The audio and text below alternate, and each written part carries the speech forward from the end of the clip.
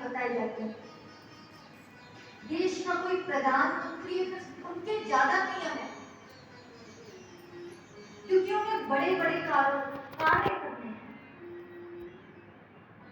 स्त्री धर्म क्यों बताया गया? क्योंकि स्त्री अपने आप को योग्य बनाए, क्योंकि वो उन्हें बड़ी बड़ी जिम्मेदारियां संभाले। कौन सी बड़ी जिम्मेदारी? पहली जिम्मेदारी तो स्त्री यही संभालती कि वो संसार की उत्पत्ति करती है।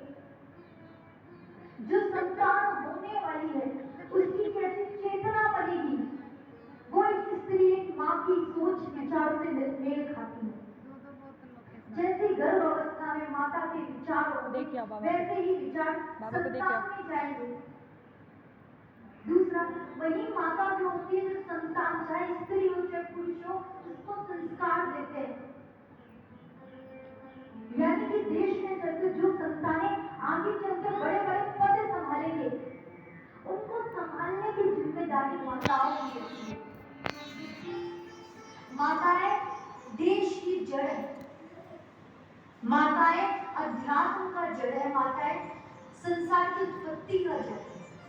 और जड़ का मजबूत होना बहुत जरूरी है। इसलिए स्त्री धर्म विशेष तौर पर लिखा जाता है, बताया जाता है। लेकिन कुछ इसी में सवाल उठाते हैं, क्योंकि वो जानती नहीं है इस बातों को। हमें बराबरी चाहिए भैया, वैसे ही बड़े, हमें बराबरी नहीं चाहिए।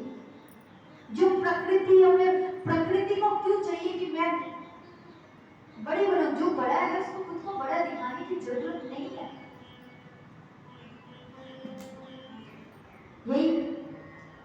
यही विचार कर ही रही थी दिल्ली, तो इतने में बहन आती है। बहन कहती, देख बहन, तेरे पास धन की कमी नहीं है, मेरे पास संतान की कमी नहीं है।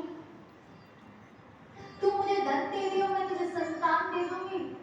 जिंदगी पूछे तो फिर मैं फल कर जाऊं, तो कहे फल इस गाय की टोकरी में डाले और अपने पति आत्मदेव से कहियो कि मैं अपने बहन के घर जाऊंगी। ऐसे ही किया। कुछ महीनों बाद धुंधली एक पुत्र के साथ आती है, कहती ये मेरा पुत्र है, इसलिए इसका नाम जिंदकारी रखा। और गाय माता ने वो फल खाया तो गाय माता से भी एक संतान की प्राप्ति हुई, जिसका नाम गौकर्ण रखा, क्योंकि उनके जो कान थे वो गाय जैसे थे। गौकर्ण जी